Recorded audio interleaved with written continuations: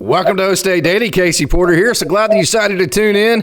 Hey, fans, it has been helter-skelter baseball season, frustrating. It's been a little bit of everything. Last weekend was awesome. The weekend before that wasn't. Last night was brutal. So I'm just going to let you take it over, Coach, make it rain as we bring in Coach Rainwater. Yeah, so good to be back on. Been a couple of 3 weeks, whatever it's been since we talked. So,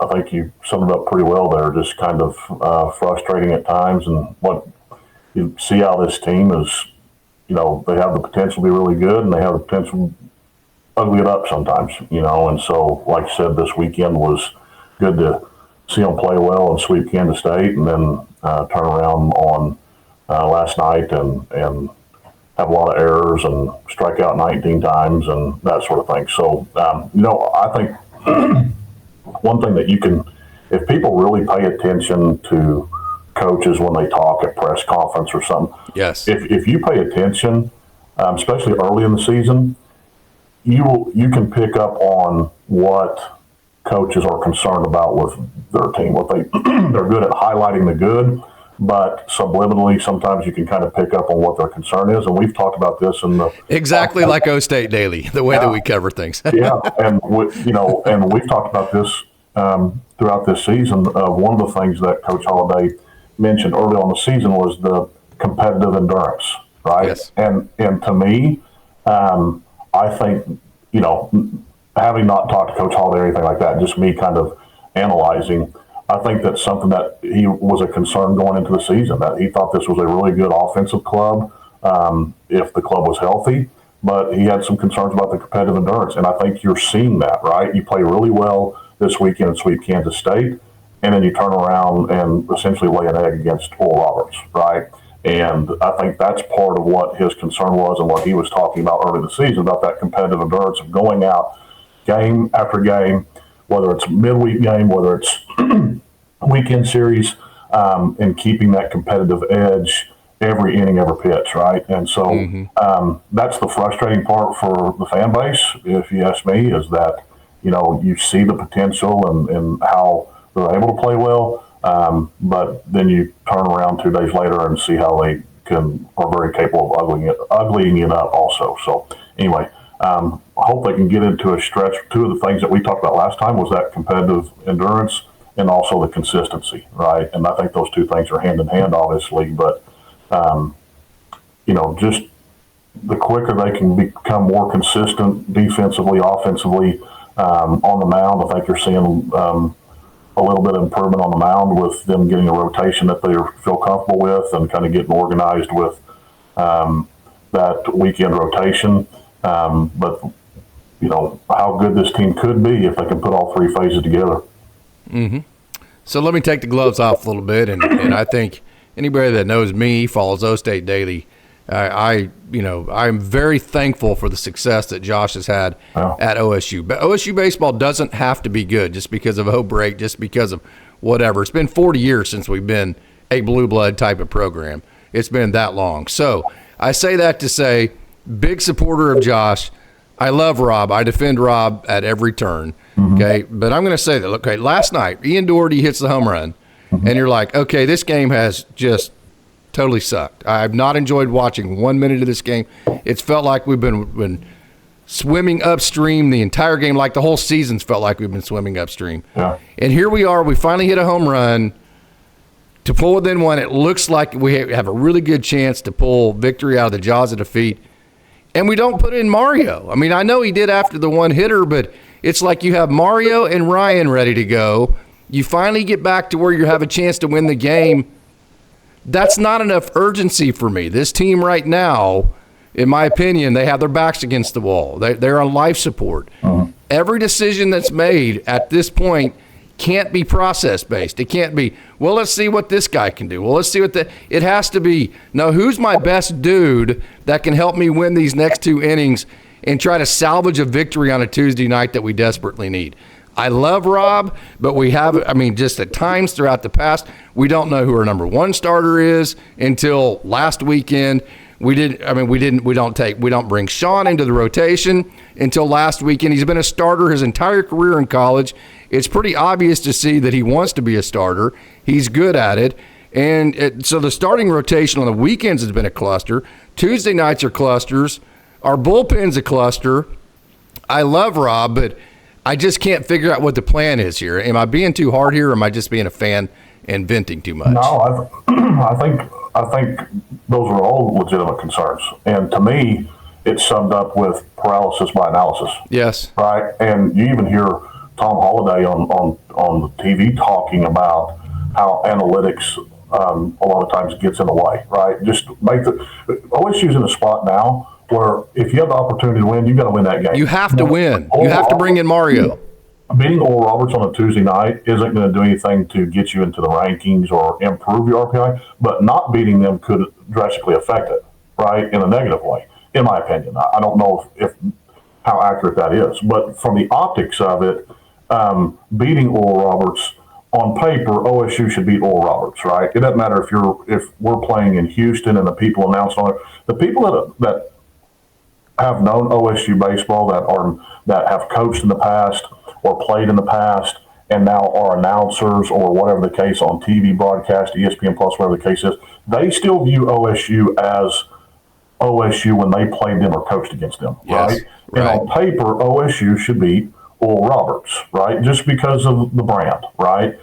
So beating Oral Roberts may not do anything for the perception to improve the perception, but not beating the midweek teams can negatively affect you if you don't, right? And so yes. OSU's in a spot now, even talking about making postseason, right, is if you have a chance to win a game, it doesn't matter if it's Arkansas, doesn't matter if it's Tennessee, doesn't matter if it's Oral Roberts, doesn't matter if it's Illinois State. If you have an opportunity to win that game, you've got to go out and throw your best and do whatever it takes to win that game.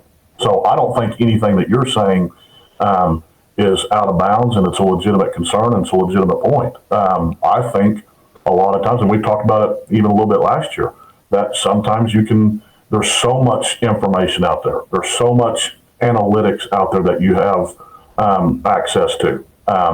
And sometimes you can get paralyzed by that, right? Yeah. And that it's almost like a weatherman, right? You have so much data out yes, there. Good point. You have so much data out there 2 weeks away from the event that by the time the event gets here, it's a totally different situation, right, and forecast. And I think that's where athletics has become, and particularly in baseball, is that you have so much information about the guy that's going to be on the mound or whatever the case is, that sometimes the best decision is the best decision in that inning, not what you put into place 3 days ago based on watching film and all that kind of stuff, right? Yeah. And so I think your concerns are legitimate in that, if we have an opportunity to go out and win a game and continue, go on a four-game win streak and continue the momentum and try and help become more consistent, I think that's what you have to do. Mm-hmm. And so you're concerned about, we were willing to throw our Saturday starter 130 pitches when the most he had thrown before that was 70 or 75, right? But we were able to extend him 130. Yeah. To 130, right, on Saturday. That was the urgency I'm looking for. That was the urgency there. And it paid off, and it was huge. And he went out there and competed and battled. And God dang it, we need to win this freaking game. Right? Whatever we have to do, let's win this game. And to your point, it didn't seem like the urgency was the same on last night. I didn't think so. And again, hey, I think Rob takes on way too much criticism. The pitching staff was awesome last year. It was not very good the year before. It's been a little bit up and down. I mean, we haven't been elite by any stretch pitching-wise, but we haven't been nearly as bad as a lot of Oklahoma State fans want to make it out to be like we've been like that. But I do think there are some recurring issues as far as kind of just not knowing who's pitching when and not having things settled until it's really late into the season. And again, that's just my opinion. That's not meant to be any kind of shade towards anything. That's just the way I see it. Yeah. And I want to reiterate, I heavily support Rob Walton. I think he is a very good pitching coach. I squarely want him to be the pitching coach at OSU. Those are just my opinions and my frustrations, and I have the right to opine on those, if you will. And I've been in this game a long time, so that's just kind of where I'm at. And trust me, it's not fun to make those statements, but that's just kind of where I'm at right there. So go ahead. I'm sorry. And taking things at face value, right? We don't know what's going on Sure. behind the curtains and the conversations that are going on and that sort of thing. Yes. But, one of the things that I've talked about a lot the last couple of years in regards to baseball is our kids, due to injury or whatever the case is, the shuffling of the lineup. You take Conover, for example. He goes from being leadoff for 3-4 games in a row down to the 8-hole, right? And I know the situation there where we're trying to get more production at the bottom of the lineup and that sort of thing. But are the kids in a comfortable spot where they know going into the game, and they can prepare themselves mentally that I'm not going to be the leadoff today, I'm going to be in the 8-hole? Because you know as well as I do it in the coaching profession, if you take your leadoff hitter and then he goes up and sees lineup and all of a sudden he's in the 8-hole, right? We've done it before. We've seen it with our own eyes. I mean, we've talked about this a lot coaching together. Sometimes you do it on purpose just to piss them off. That's right. Or you've prepared that kid and you've told them, hey, we need more production, and we feel like one of the best hitters on our team needs to be the 9-hole because our top of the lineup needs somebody to drive in, right? And absolutely. So anyway, is the shuffling of the lineup, is the shuffling of the pitching staff, or kids in a position where they can be comfortable and know what their role is? You throw in the injuries with Ortiz and Miola and all that kind of stuff, and you have to Gabe Davis. Things.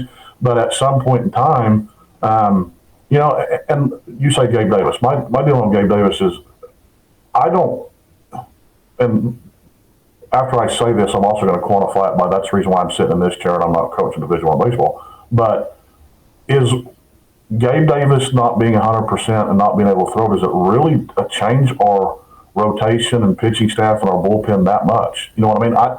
Right. Hear me out. Yes, he's a difference maker when he's in the game. Yes, he's a difference maker when he's 100%. But if he's not 100% and he's not throwing, do we not have that fourth starter to plug in there as opposed to having to change the entire rotation? I think that's what kind of you're alluding to, and what I am is that not having that process in place, or visually face value, or make a decision. Let's ride with it, get comfortable with it, and see how it works in a month. Right. Instead of just, that didn't work, let's try this. Right. That kind of thing. You take last year, for example, right? And it was that midweek starter could have been your third guy in the rotation if somebody got hurt, right? And it seems like this year it hasn't been the case. We're trying to search for that guy. So you lose Gabe Davis and he's not in the rotation anymore. It has changed the entire complex of the rotation and the organization, the process of the pitching staff, because nobody has come out and established that fourth role, right? And I think that's something to take into consideration too, but why is that the case, right? And I think that's where people get on. It's always easy to point at Rob Walton or John Holiday or the coaching staff. I can explain it. But that's for face value, and for the fan base, that's what the frustrating part is. It has looked like it has been a complete cluster. Yeah. So I can explain it. So Oklahoma State lost their Friday and Saturday starter from last year, Brian Holiday and Sam Garcia. Then they lost their two high-leverage relievers, which was Robert Kranz and Tommy Molsky. Correct. Then they lost their number one starter that's supposed to be this year with Gabe Davis. So that's their 5 top pitchers. Yeah. Then they lost their 2, what were going to be, they were literally counting on, their 2 young guys that they recruited, Cash Mayfield and I can't remember the other name. They were going to be 1 and 1A. They both signed late to sign a major league contract. So they literally lost their 7 top pitchers that they were counting on coming into this year. Right. And so that left them in a scramble. They needed to go find some transfers. They went late in June and found Harrison Bodendorf, Mario Pesca, and Hunter Watkins. To be honest with you, they did a great job finding 3 talents as good as those 3 guys are in the time frame they had. So there is a lot of just unfortunate circumstances that Gabe didn't work out. Then you had your 2 young guys sign pro, and then you lost your top 4 from a year ago. There is a lot of that. My issue is, so let's throw a guy out there, and to me, baseball is a game of long windows, not short windows. So, hey, you're my 1, you're my 2, you're my 3, you're my 4-hole, you're my 2-hole, you're my 6-hole. It may not look like it tomorrow, but maybe a month from now it will, if we all kind of develop around the one system we have going together and the way that we have it set up. And so my biggest complaint just is the consistency of define the roles and then let kids grow around those roles. That's kind of where I'm at. I do think there are reasons why we're struggling to find a fourth starter that has. Actually, I think the coaches have done a great job filling out the kind of roster they have at this point. So let me ask you this, because I'm going to, from a fan standpoint, right? I'm going to ask you this question. Do you think OSU, you just mentioned all the unfortunate, the two late signees, losing the other top five. Do you think OSU is the only team in the country that's going through that? I think everybody's in the similar boat to OSU in terms of being up and down. I think there's 4 or 5 teams that OSU should not be on par with in terms of NIL, facilities, support structure, and all that. I think OSU's in the same boat as everybody else from there on. So that's my follow-up to that is I think that's where it's frustrating for the fan base that has been OSU baseball fans for the last 40 years. Yeah. Right? Yes, it is. Is that we have these reasons why it's not, but we're not the only ones going through that, because there's still some of us, right, that put OSU baseball on the same level, expectation-wise, blue blood program with, the LSUs and those type of guys, right? They're going through that also. They're having guys that they recruited that side. They're losing. Well, and LSU didn't make the playoffs. What, last year? They're losing guys. They had last year's season. Do what? I mean, LSU had Paul Skeens and won a national title, and then did not make the playoffs the next year. Yeah, and they've gone through the same things OSU's going through this year. Right. In the last 20 years, OSU's been in the World Series the same amount of times ORU has. Right. If World Series appearance, it's not. But that's more than it was. So if you compare that to the non-G-Dub days, I mean, it's been pretty successful. I mean, and Gary Ward didn't even coach in that. My point is Gary Ward did not even coach in the Big 12. Right. He coached in the Big 8 before the Super Regional. So since the Super Regional era, okay, that's kind of what OSU baseball has been. That's the support we've given it. Right. But my point is we've had the reasons for we've had a lot of away games, or we were on the road a bunch early in the season, and we weren't performing well against maybe the Illinois States or the Winthrops or whatever the case is. And they hadn't played a home. They had been on the road for 12 consecutive games. They hadn't played a home game yet. Right. We talk about we didn't play well against West Virginia because of the fires and all that kind of stuff. West Virginia was in the same fire that our kids were. They had to drive to Tulsa to shop for stuff. Totally understood. So I've got nothing for you for this year. This team should be playing better. There's a lot of reasons for the struggles, right? But the fact of the matter is the team that's on the field that you're competing against is going through that same struggle, right? And somebody today has to win. It might as well be us. Needs to be us. Right? So eliminate, here's what we lost, or we had an unfortunate where we had 2 late signees, or we've played a lot of road games early in the season and tough competition. Meanwhile, the team that you're playing on the field at that point in time when we were talking about it hadn't played a home game yet. Yeah. They were on the road for 12 consecutive road games. And we were having the reasoning why we were struggling a little bit because we hadn't played at home enough. They hadn't played at home at all. Exactly. Right? And so, to me, it's got to the point where you're past midway season in the schedule for the regular season. Yes. Oh, absolutely, Coach. Okay? Yeah, you're crunch time. All that stuff's gone. Absolutely. All that 100%. Stuff's gone. Right, and you're in your third weekend's conference series, and fourth. West Virginia was only one game. Fourth weekend conference series, and the stuff of we played a lot of road games, or that we had some unfortunate signees, or we lost a lot of.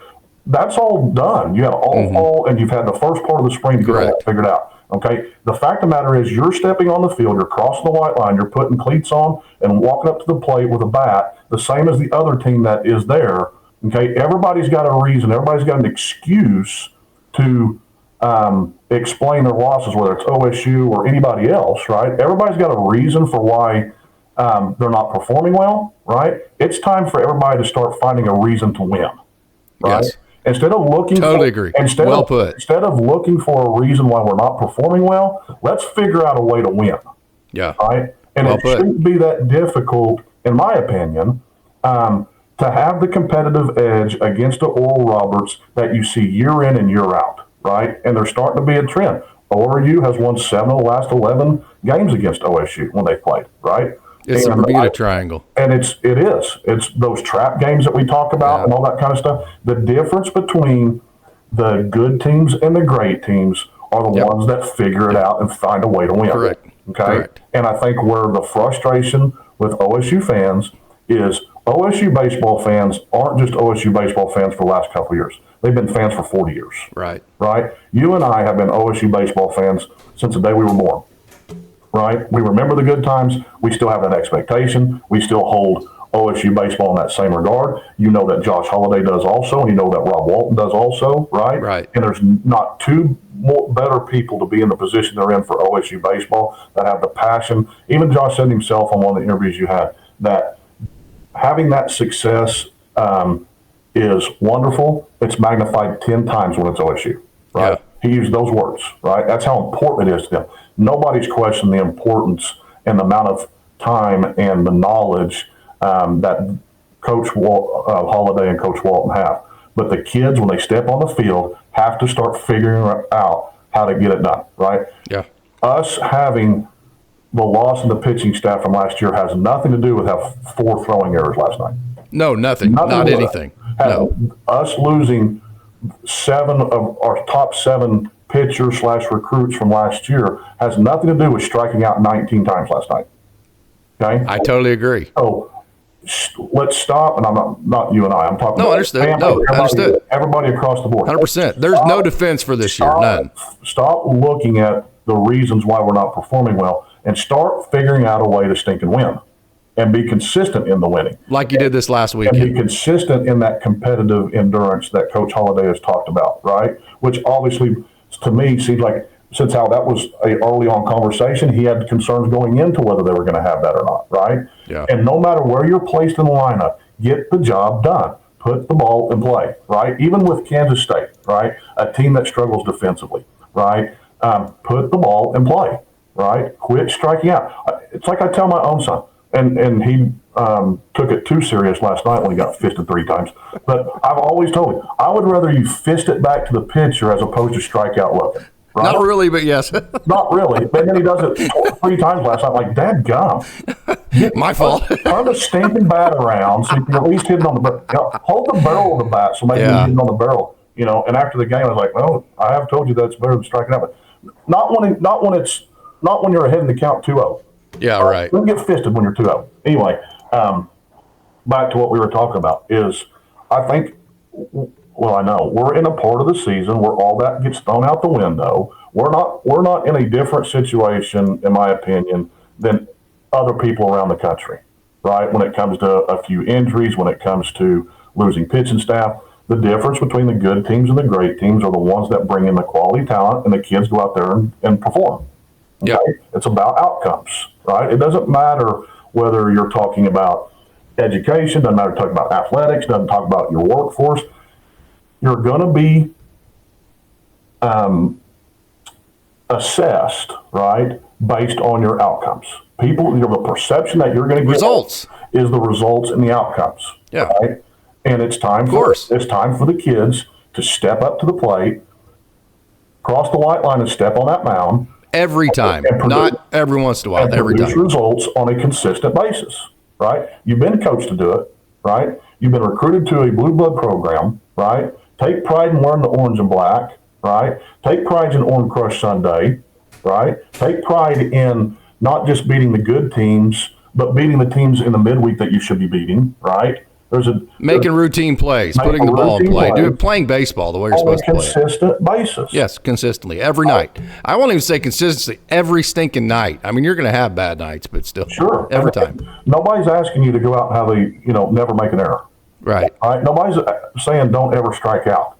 But dadgum, 19 times, right? Yeah. And to me, it's a difference if you've got one guy that strikes out 4 times in one game versus your entire team striking out 19 times. Yeah. Right? Like Jason Jones last night. I mean, you can't say OSU played bad defense. It was all one person. Right. I mean, and he hasn't done that to this point. He's been fantastic over there. The point I'm making is there's a difference between somebody having a bad night versus the entire team having a bad night. Correct. Yes, that's what I'm saying. And the entire team having a bad night is happening too often. Right? This is it 100% is. Last night 100%. was not the first time that this team has struck out 19 Oh, times. no, not even 19 close. 19 times? Yeah. You know? Yes. 19 times. Too many empty at-bats, too many strikeouts, no question. Against West Virginia 19 times, last night 19 times. I think there was another game where they struck out 18 times. There was 15 times, multiple occasions, yeah. It's crazy. It's too much, right? It is. Think a ball and play. There's nobody on earth that could say anything different, including Josh. Right. And that's not against him or anything. It's just facts. I mean, you got to state facts. Josh included, nobody's going to think that's acceptable. And and the kids don't think that's acceptable. But what are you going to do to change the outcome, to change the results? You know, and the kids have to perform. No matter what they're taught, no matter who you bring in, doesn't matter if they have access to Major League Baseball, former Major League Baseball players, all that kind of stuff. At the end of the day, you're the one walking up to the plate with a bat. Correct. Perform. You're the one who has 2 strikes on you. It's you know, like the bat Brock Thompson had against Kansas, the game we lost. Yeah. But he fouled off enough pitches and just said, "By God, I'm not making the third out here." Correct. If every at bat was taken like that, then that's kind of what we're talking about. Yeah, there. I'd rather see us, you know. Now, if they start doing consistently, I'll say, okay, I want to change my mind. But they start hitting numbers back to the pitcher. I would rather see us nub a ball back to the pitcher as opposed to strike out 19 times. Yeah, and I think that's the mental approach that these kids have to take. Is that I would rather step up to the plate and go take my 2-strike approach, right? Swing away however you want to aggressively, 1 strike, 2 strike, whatever the case is. But when you get 2 strikes on you, widen your base, shorten your swing, punch and Judy, right? Hit a line drive over the pitcher's head. Duck fart over third base head. I don't care, right? It's better than striking out, right? And I think that the approach mentally has to be that for the kids when they get to the plate. And they have to realize that it's not a coaching situation. I'm the one standing up here with the bat. It's up to me to produce. And I'm going to dig my heels in, and I'm going to produce, right? And even if that means the production is a ground out to the pitcher, that looks a lot better than striking out looking, right? 100%. And we've got guys that are striking out looking multiple times in a game. Right? Yeah, and throw strike 1. And then once you throw strike 1, don't throw 2 balls in a row and make it 2-1. Right. You know, I mean, make it 1-2. Throw strike 1, and then between the next 2 pitches, one of them needs to be a strike. Now it's 1-2 to every hitter. Right. You know, I mean, that kind of stuff. So my last question to you would be, how's that any different than the conversation we have with high school kids? None. Zero, Coach. Absolutely zero.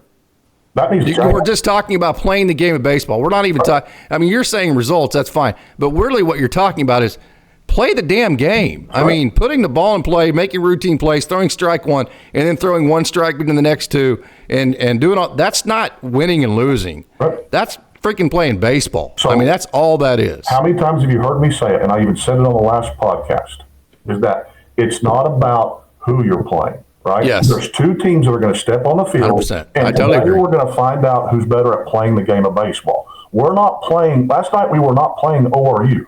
We were playing the game of baseball.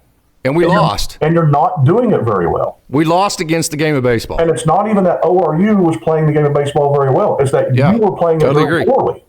That's where fans are losing their minds this year. That's where the paralysis by analysis comes in. Yes. To me, it looks like we're going out and trying to play the opponent as opposed to playing the game of baseball. Great point. Okay? Go out and put the ball in play. Quit striking out 19 times a game. Yes. Right? Let's get it down to 10 times a game for crying out loud. Right? 4 throwing errors. That has nothing to do with ORU. I could have been standing there. Robbie Rainwater could have been standing there last night and hit a fungo, and you make that same error. I've had that night. Not 4, but I had 3. Has nothing to do with who you're playing. Has everything to do with your preparation and your approach to the game and how well OSU is going to play baseball today. And I think that's where the competitive endurance and the consistency is going to get better when the mindset changes of here's how we're going to approach ORU as opposed to we're going to go out and play the game of baseball today. Yeah, 100%, Coach. That is absolutely the point to make. That's such a good point that we are going to leave it right there. So hope we didn't certainly this show wasn't meant to not show support for OSU baseball or the coach. We squarely both we love Josh. We think he takes undue criticism for the job he's actually done at Oklahoma State. Mm-hmm. Same with Rob Walton, but hey, that doesn't mean that we agree with everything they do. That doesn't mean that we're happy with the way this year went. And for us to have these conversations, you got to talk about the real stuff. You can't just throw puff stuff out there. Well, and to so me, it is what it is. And to me, the last thing I'll say is 99% of the things I'm talking about today has everything to do with the kids performing, right? Yeah, it has nothing to do with coaching decisions. It has nothing to do. You've got to perform. Okay. Sure. And Rob Walton's job and the pitching rotation is a lot easier if kids go out and perform. Sean Youngerman. If everybody go out. Brian Holiday made his job pretty easy. Right. And if the offensive side of the team takes that same stance, if you perform, nobody's griping about Coach Holiday and Coach Walton. Agree. Right. But it's up to the kids to start performing consistently. Cool. Totally agree, Coach. Great job. This was an awesome show. I always love cussing and discussing. Trust me, this is like time 347,000. We've had this exact conversation about certain teams or certain situations, and certainly never afraid to hold back as far as the way that we see the truth. So, Coach, great job. Thank you, son, for joining. Thank you for making it rain, my man. Go Pokes.